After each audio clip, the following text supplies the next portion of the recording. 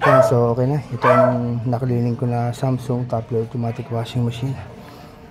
So yan, umandar siya. Kasi maraming ganito naman, cleaning, after cleaning may problema na. Kasi iba, syempre, akala madali lang, cleaning. Tapos hindi naman talaga technician. So okay, nag-wash na siya. Sabihin, walang naging problema. Yung spin dry. Ito siya, spin dry sir.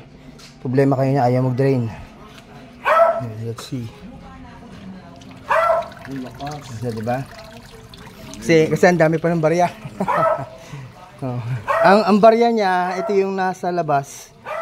Nandun sa pinaka-hose sa ilalim. Yung gomang hose. Yan. 3 piso. Ito naman doon sa loob. So itong piso, at sa piso na to, doon ko nakuha sa pinaka-loob. So kaya kailangan ko siyang iahon itong buong tab na to. Yan. Start.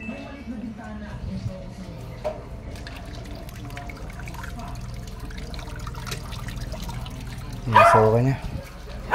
Wala nang problema.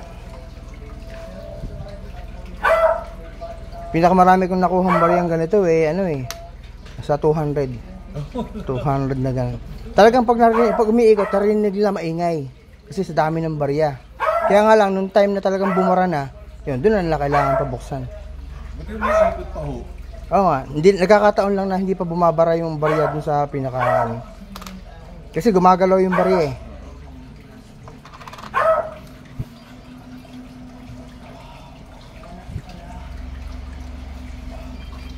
So wala na siyang problema. Tsaka sa ganito, magandang washing machine to.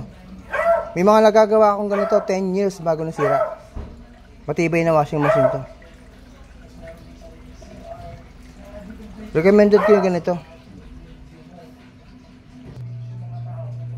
Yan, so nag-ikot na siya. So hindi siya iikot ng spin dry kung hindi na-dry yung water. So yun yung problem kanina. Meron pala siya mga bara.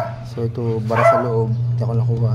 Kaya binuksan ko siya. And then ito sa labas. Ito sa pinaka hose dito sa ilalim.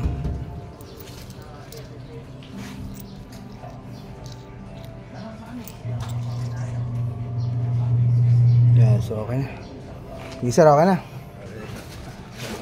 Thank you po. So dito ito sa San Miguel 2, Molino 4, San Miguel 2 subdivision. So dito sa bandang likod nila, andyan yung Belport. Sige sir, thank you. Sige sir, thank you. Thank you po.